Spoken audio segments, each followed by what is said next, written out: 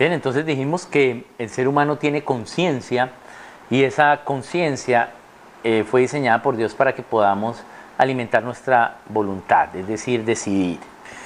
Y uno de los primeros temas que chocan con los estudiantes que vienen a la escuela de pensamiento, de la cual tengo el privilegio dado por Dios para su gloria, de ser parte del equipo coordinador. Es una escuela que hacemos en Colombia de pensamiento con Juventud con una Misión, con Jucum, y es una escuela para aprender pensamiento, cosmovisión y pensamiento. Y uno de los primeros choques que tienen los estudiantes es entender cómo funciona la conciencia, porque se nos ha enseñado que tenemos libre albedrío, pero la palabra albedrío no está en la Biblia, ¿sí? Eso más que todo fue una enseñanza doctrinal, más no teológica. Porque si vamos a razonar qué es albedrío, entonces definimos albedrío, y albedrío es tomar decisiones sin tener en cuenta las consecuencias. Es decir, tomar decisiones por capricho, por deseo, ¿sí? Pero eso no es lo que Dios quiere. Claramente en Deuteronomio Dios nos dice: he aquí, yo pongo delante de ti el bien y el mal, lo bueno y lo malo, la verdad y la mentira, la vida y la muerte. Decide. Si haces lo bueno, un capítulo que tiene como título Bendiciones de la Obediencia. Si haces lo malo, 2 capítulos que tienen como título Maldiciones de la Desobediencia, que eso está en Deuteronomio. Entonces, claramente Dios nos enseña cómo Él quiere que nos gobernemos. Él quiere que nos gobernemos por autogobierno. Es decir, que usemos nuestra individualidad, ¿sí? Como nos diseñó Él, con conciencia, y que decidamos voluntariamente obedecer la verdad. Eso se llama autogobierno. Es decir, que Él tiene que poner delante de nosotros lo bueno y lo malo, las 2 opciones, y nosotros decidir, y nosotros conocer las consecuencias de las 2 opciones antes de tomar las decisiones. Y podemos tener libertad de decidir cualquiera de las 2. Puedo decidir lo malo, ¿sí? Pero entonces asumir las consecuencias a lo malo. Puedo decidir lo bueno y asumir las consecuencias a lo bueno. Voy a recalcar acá algo. A veces creemos que consecuencias son solo malas. ¿Por qué? Porque en Génesis 3 vemos las consecuencias de un acto malo que hizo el hombre, ¿sí? De pecar. Pero también hay consecuencias buenas cuando decides lo correcto. Y esa es la libertad, poder decidir conociendo la verdad y asumir las consecuencias a tus decisiones. Por eso las decisiones tienen consecuencias. Dios entonces nos diseña con libertad, con libre elección, no con libre albedrío. Dios no quiere que decidamos por capricho. El embarazo juvenil es una decisión de albedrío, de capricho. No midieron las consecuencias. Dios siempre quiere que veamos las consecuencias y tomemos una decisión a conciencia, una decisión lógica. Eso es lo que Él quiere. Entonces, albedrío no es algo que tenga el ser humano. El ser humano lo que tiene es libertad, libre voluntad, obediencia voluntaria. Pero teniendo en cuenta las consecuencias, conociendo la verdad. Dios quiere que a nuestros hijos les enseñemos así, mostrándoles la verdad, ¿sí? Y al mostrarles la verdad, les decimos las consecuencias de obedecer la verdad. Y también les decimos las consecuencias de desobedecer la verdad. Pero ellos son libres, ¿sí? De elegirla. Y eso se llama autogobierno. Dios quiere que cultivemos el autogobierno. Pero ¿cómo me voy a autogobernar? Yo mismo gobierno, entonces autoridad y obediencia. Dirección, regulación, control y restricciones, gobierno. Y hay autoridad y obediencia, que es el mecanismo del gobierno. Entonces, para que haya gobierno, ¿sí? Tiene que haber ley primero. ¿Y cuál es la ley que tiene todo ser humano? La ley natural. Ya puede autogobernarse solo con ley natural. Pero además tenemos, ¿sí? La palabra de verdad, ¿sí? Que es toda la ley escrita, todos los principios de todo escrito. Y además tenemos la palabra viva, que es Cristo, el ejemplo de Cristo. Tenemos la palabra viva, que es Cristo, en vivo y en directo, la palabra practicada, la palabra en full streaming HD, es Jesús. La Biblia en toda su esencia practicada. Y la palabra de verdad para nosotros, ¿sí? Esa es la palabra, el verbo, ¿sí? Y además tenemos, ¿sí? La comunión con Dios, ¿sí? Donde Él nos dice cosas. Y tenemos el razonamiento para razonar lo que Él creó. Tenemos la ciencia. Entonces tenemos varias fuentes de la verdad y Dios quiere entonces que veamos esas fuentes y las razonemos para saber lo bueno y lo malo de esos conocimientos y ponerlos en nuestra conciencia para que cuando vayamos a tomar una decisión de nuestra voluntad, vayamos a la mente, saber qué conocimientos tenemos y esos conocimientos cómo son buenos y malos, qué es lo bueno y lo malo de esos conocimientos. Vayamos al espíritu y tomemos una decisión de conciencia. Eso es como Dios nos diseñó. Dios quiere que tomemos decisiones de conciencia. Entonces no tenemos libre albedrío. Lo que tenemos es obediencia voluntaria. Pero el hecho de que podamos obedecer conociendo la verdad implica que nuestras decisiones van a afectarnos primeramente a nosotros mismos, pero también a otros. Porque a veces mis decisiones afectan a otras personas. Entonces, Dios quiere que también pensemos no solo como individuos, sino como nación. Y no solo como nación, sino que a veces mis decisiones no solo afectan a las personas que están viviendo, sino a los que van a vivir luego, es decir, a las generaciones. Entonces Dios quiere que pensemos como individuos, naciones y generaciones, porque Él así piensa. Vamos a ver evidencias de cómo Él piensa en individuos, naciones y generaciones. Pero para entender cómo piensa Dios como naciones, pues primero entonces debemos entender qué es nación. Entonces dijimos que Dios quería que llenáramos la tierra. Es decir, que Dios ya había pensado en las naciones. Pero ellos no la llenaron. Vivieron todos en el mismo lugar, ¿sí? Lo que es la gran llanura de Mesopotamia, ¿sí? Y porque pues Adán fue echado al este del Edén, ¿no? Entonces al este del Edén, de acuerdo a los límites, pues es Mesopotamia. Y ahí vivieron. Y pasó el tiempo y aumentó la maldad a tal punto que solo quedaba uno conforme al corazón de Dios y ya estaba bebiendo, que era Noé. Ya estaba emborrachándose. Imagínense en el grado de maldad que había. Las estimaciones estadísticas más someras nos dicen que para la época del diluvio tuvieron que vivir entre unos 10.000 millones de personas a unos 18.000 millones de personas. Más de los que somos ahora. En la Tierra somos unos 7.000 millones de personas. Pero ¿cómo así tanta gente? No, si antes la Tierra está sobrepoblada. Eso es una mentira. No hemos razonado eso. Porque fácilmente puedes ver que la Tierra no está sobrepoblada. ¿Por qué? Pues una foto de noche por satélite de la Tierra te va a decir que el 20% no tiene energía eléctrica. Entonces súmale el 20% de luces a esa foto. ¿Y qué ves en esa foto? Oscuridad en gran mayoría. Es decir, lo que hay es terreno para vivir. Pero todos queremos vivir en el mismo lugar. Eso es otra cosa diferente. Pero espacio es lo que hay. Y ellos vivían allí. ¿Por qué eran tantos? Porque a veces uno cree que solo son los que salen en las genealogías. Pero no, porque, por ejemplo, dice que Adán tuvo más hijos y más hijas. Pero no salen todos los hijos de Adán ni las hijas en las genealogías. ¿Sí? Las genealogías en la Biblia fueron hechas no es un censo, no es contar quiénes eran los que vivían. Dios no quiere que hicieran censo. Las genealogías están para entender que algo después de la genealogía siempre pasa, pero eso vino por esta línea.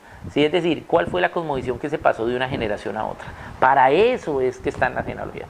Pero no todos, ¿sí?, los que están en la genealogía fueron los que vivieron, porque Adán tuvo más hijos e hijas. Por eso es que Caín, cuando mata a Abel, quiere huir. ¿Sí? Él quiere huir por dos razones. La primera es por ley natural. ¿Por qué? Porque él sabe que matar es malo. ¿Por qué? Porque no quiere que lo maten. ¿Sí? Entonces, ley natural. Entonces, él tiene culpa porque mató. Pero segundo, quiere huir. ¿Y por qué? Porque sus hermanos o sus hermanas, ¿sí?, iban a hacer venganza con él. ¿Sí? Entonces, él quiere huir.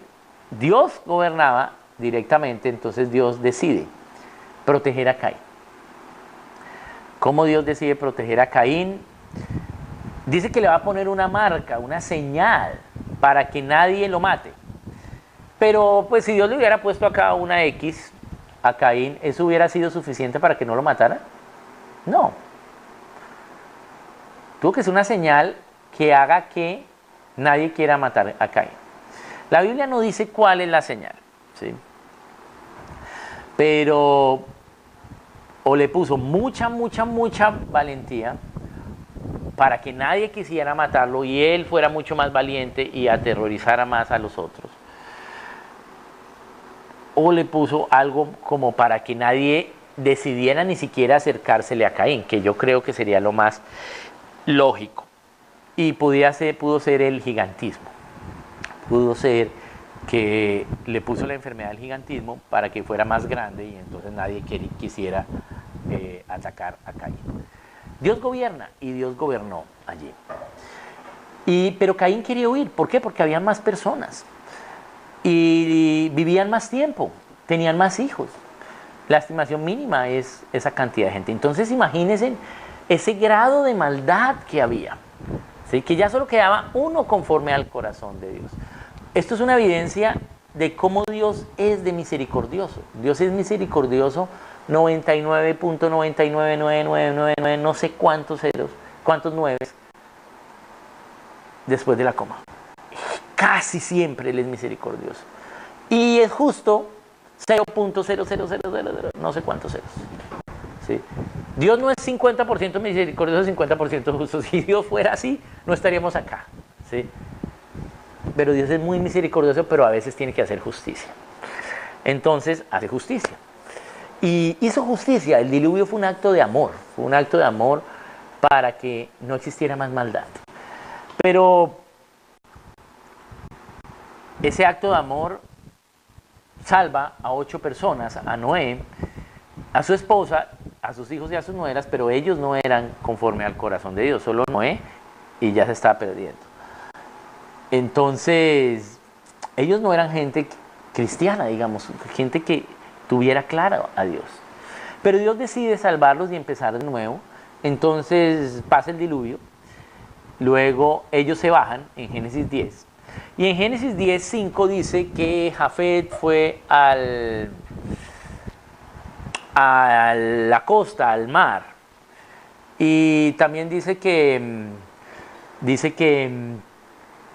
Génesis 10 que Sem fue al interior y que Cam fue al sur. Y ahí nos da las ubicaciones de dónde fueron ellos. Pero dice en Génesis 10:5, y Jafet fue según en su familia, según su lengua y en su nación. ¿Sí? Como nación. Y aparece la palabra nación específicamente. Aunque nación ya estaba en la mente de Dios, pero aparece la palabra nación. Pero ¿cómo así en su lengua? Si se supone que el cambio de lengua fue en Génesis 12, en Génesis 11, la Torre de Babel. Y estamos en Génesis 10. Y ellos tenían que hablar el mismo idioma porque eran de la misma familia, ¿sí? Y el diluvio solo duró un año, entonces no fue que empezaron a tener un nuevo idioma. Además tenían que hablar el mismo idioma para que el arca no se hubiera hundido. Entonces, ¿qué es lo que sucede? ¿Qué es lo que nos está diciendo Dios?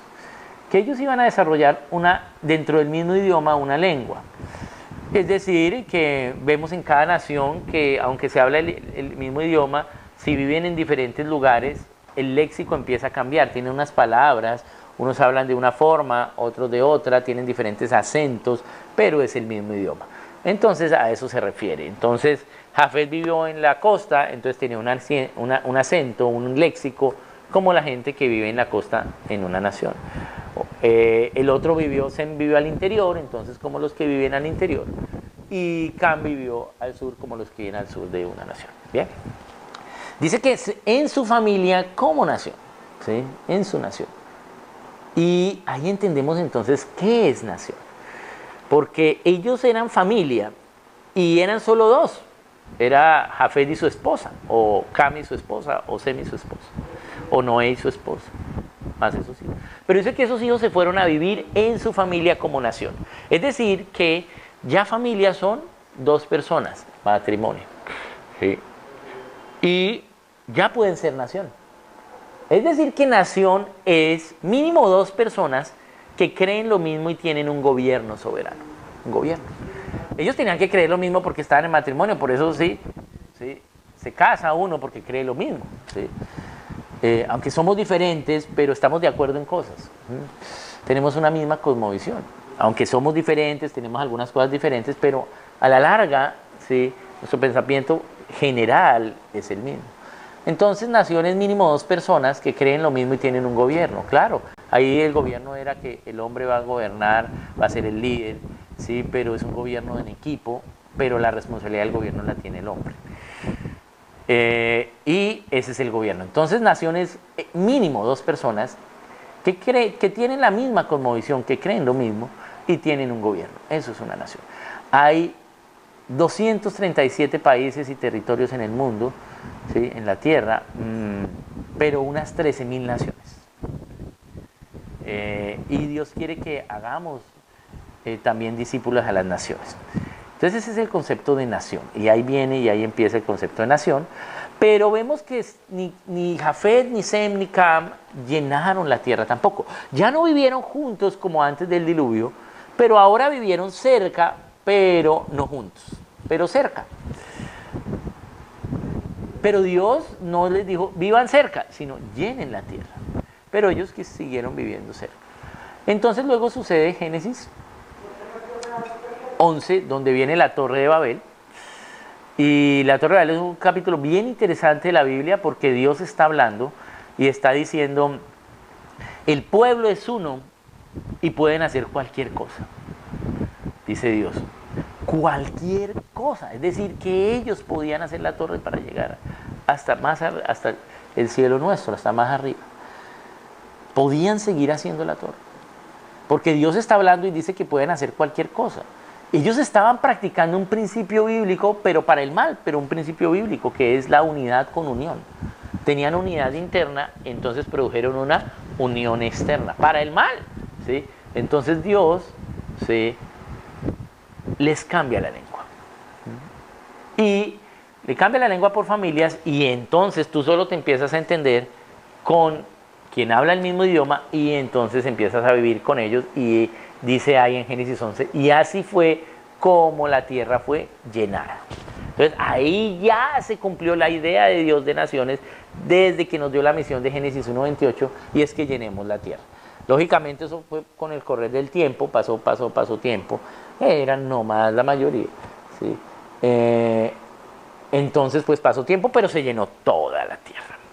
Entonces ya la tierra está llena, entonces ellos vivieron por naciones, por eso no hay una nación mejor ni peor ni otra que otra, sino individualidades de naciones, ¿sí?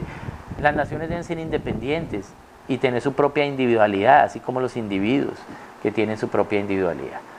Entonces, ¿cuál es la diferencia entre las naciones? El grado de verdad que hayan obedecido, ¿sí? La diferencia entre las naciones es la libertad que tienen. Las que han obedecido más, pues tienen más la palabra, más la verdad, pues tienen más libertad. Pero esa es la obediencia, la diferencia. O al revés, el grado de socialismo que hay, es decir, el grado de control que hay. Porque el socialismo es una idea de control, no es una idea económica, ¿no? El socialismo es el control del individuo por parte de la sociedad a través del Estado. Entonces esas son las diferencias que hay. Dios quiere que pensemos en naciones, porque Dios todo lo que hace es para individuos, naciones y generaciones al mismo tiempo. Pero Dios quiere que tomemos decisiones de conciencia. Esas decisiones de conciencia, si son evidentes en la Biblia, inclusive desde el principio, la primera decisión del ser humano, ¿sí?, como hombre y mujer, era comer de todo árbol del Edén. Tenían que comer del árbol del Edén, ya en el mundo físico, ya acá, de cualquier árbol, menos del árbol del conocimiento del bien y del mal. Pero Dios nos habla de otro árbol, el árbol de la vida. Y no solo nos habla de ese árbol, aunque no nombró todos los demás árboles, pero dice que había muchos árboles y que de todos podíamos comer, incluyendo el árbol de la vida. Pero nos nombra el árbol de la vida, y es más, lo pone en el centro del Edén, ¿sí? Porque es más fácil pasar por el centro que por una esquina siempre. Tú pasas varias veces por el centro en lugar de por las esquinas. Yo creo que el árbol del conocimiento del bien y del mal debía estar por allá en la frontera, en el lugar más lejano del Edén, ¿sí? Y el árbol de la vida en el centro, para que fuera fácil comer del árbol de la vida. Pero Dios quería que comiéramos del árbol de la vida, pero no podía obligarnos a comer del árbol de la vida porque no habría sido amor, no hubiéramos sido libres. Pero quería que comiéramos del árbol de la vida. Si hubiéramos comido del árbol de la vida, entonces estaríamos ya en el cielo con Él, en toda la gloria, con el Señor. Pero como comimos del árbol del conocimiento del bien y del mal, pues entonces ahora podemos pensar, ¿sí?, en bien y mal, ¿sí? Pero ¿cómo así? Si yo les dije que conciencia es saber qué es el bien y el mal, para mí, para las naciones y para las generaciones al mismo tiempo. Pero el bien y mal de acuerdo a Dios, es decir, que el bien y mal de acuerdo a Dios es que Dios es solo bien, Dios no tiene mal, Dios es solo bien. El mal lo producimos nosotros al desobedecer la verdad de Dios, al desobedecer a Dios. Eso es conciencia. Pero Dios no quería que realmente nosotros, sí, conociéramos el bien y el mal, sino que de una vez comiéramos del árbol de la vida y fuera solo el bien. Pero como comimos del que no es, entonces pues podemos pensar así.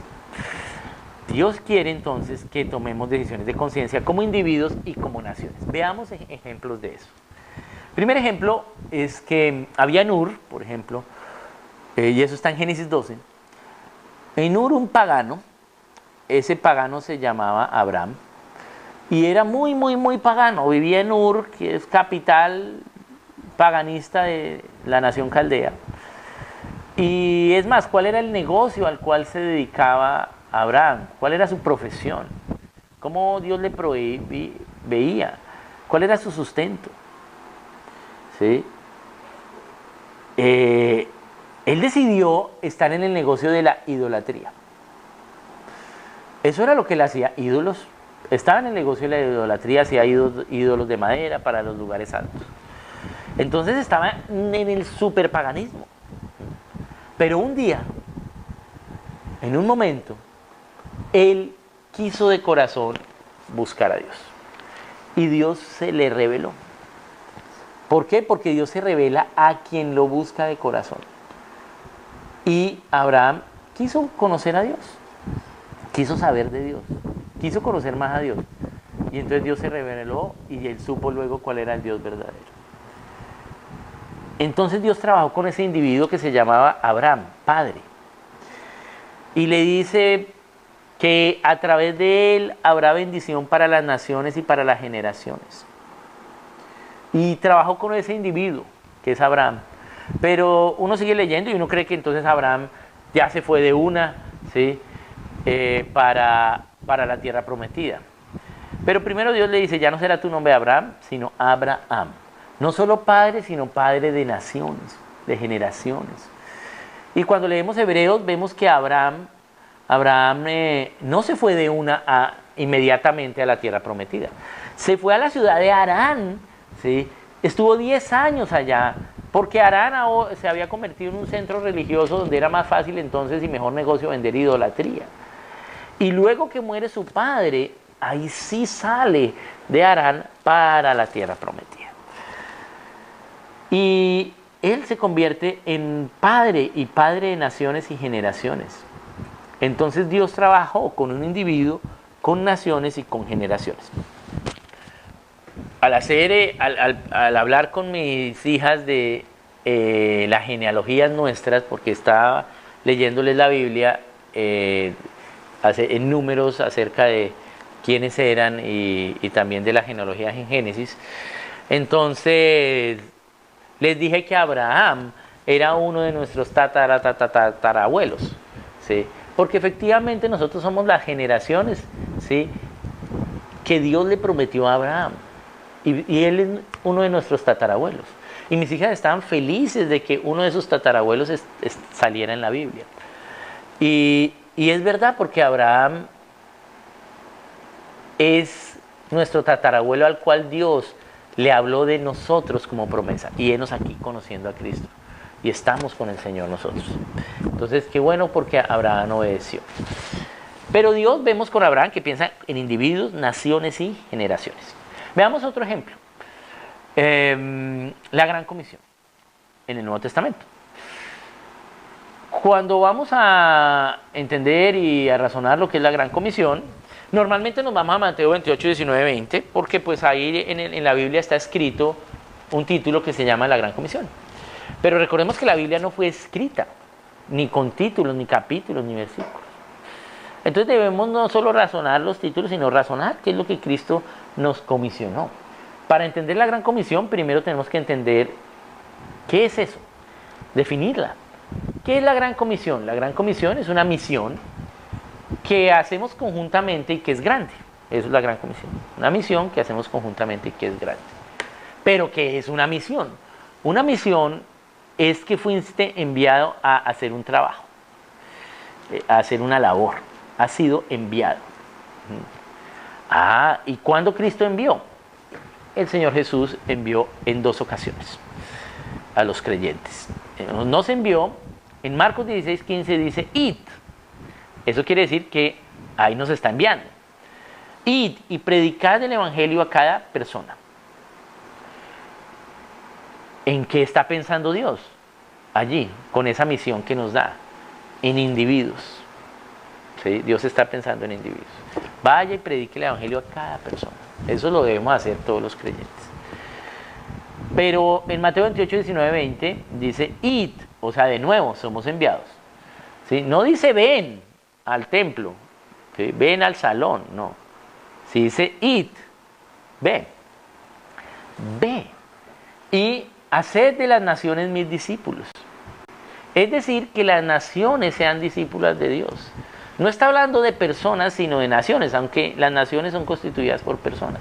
Pero Él quiere que tu nación sea discípula de Cristo. Está pensando en naciones, ¿sí? Pero esa nación va a vivir en una generación, 20 años, y le va a dar libertad a la siguiente generación. Entonces también está pensando en generaciones. Entonces Dios piensa en individuos, naciones y generaciones. Dios quiere que las naciones sean libres, sean discípulas de Dios. Para que una nación sea discípula de Dios no quiere decir que todos sean creyentes, ¿no? Si vemos la historia de las naciones, ¿sí? Dios ha trabajado es con un remanente de creyentes. Por eso que en el cielo nos vamos a reunir por naciones. No nos vamos a reunir ni por familia, ni por marca de iglesia, ni por conocimiento, sino por naciones. ¿Sí? Gente de toda lengua y nación va a estar allá. Las hojas del árbol de la vida son para la sanidad de las naciones. Entonces vamos a reunirnos por naciones. Y Dios quiere que como naciones, ¿sí?, tengamos los principios de Dios. ¿Cómo discipulamos a la nación? Dios mismo nos lo enseña, ¿sí? Primero bautizando esa nación, bautizándolas. Bautizar las naciones quiere decir que ahora las naciones, ¿sí?, se comprometan a seguir los principios de Dios. Pero ¿cómo una nación va a seguir los principios de Dios si acabo de decir que podemos tener una nación sin que todo, discipulada por Dios, sin que todo sea creyente, sino solo a partir de un remanente, como ha sido siempre en la historia, excepto 2 veces? Porque esa instrucción se la dio fue a los creyentes, no a los no creyentes. Porque dice, enseñándoles que guarden todas las cosas que yo os he mandado. ¿Quiénes van a guardar lo que Cristo mandó? Pues los creyentes. Entonces, ¿cómo discipulamos a la nación? Enseñándole a toda la gente creyente, especialmente a la siguiente generación, ¿sí?, para que guarde lo que Cristo nos ha mandado, ¿sí? Y entonces los creyentes van a practicar esos principios, van a ser luz y sal de la tierra. Luz y sal. Y entonces los no creyentes van a querer esa libertad. Nos van a preguntar, ¿sí? Y algunos cuando nos pregunten vamos a decirles, ¿sí?, de siempre les vamos a decir el Evangelio, y algunos de ellos van a ser parte del remanente. Otros no. Pero la nación va a ser libre al practicar ley natural, al practicar principios bíblicos, al practicar principios revelados en la Biblia. Esa es la forma en que discipulamos las naciones y las generaciones, enseñándole a los creyentes los principios bíblicos de toda la nación, para cada una de sus partes, para cada una de ellas. Y entonces eso se llama ciencias, las ciencias, ¿sí? Es lo que describe todo lo que hay en la nación. Y todo eso tiene un logos, todo eso tiene un orden. Y yo debo razonar esos principios para poder discipular a la nación. Por eso dice, y será predicado el evangelio del reino, y entonces vendrá el fin. El evangelio de la salvación es Marcos 16:15, ¿cierto? La persona entonces decide ser salva, ¿sí? Es salva, es parte ahora del pueblo de Dios y empieza a caminar en el reino, empieza a entender el evangelio del reino. El evangelio de la salvación es la puerta de entrada al reino, ¿sí? Una vez se ha predicado el evangelio del reino en todas las naciones, vendrá el fin, dice Mateo. Entonces, discipular a las naciones tiene que ver con enseñar a los creyentes los principios de Dios para toda la nación y para las generaciones.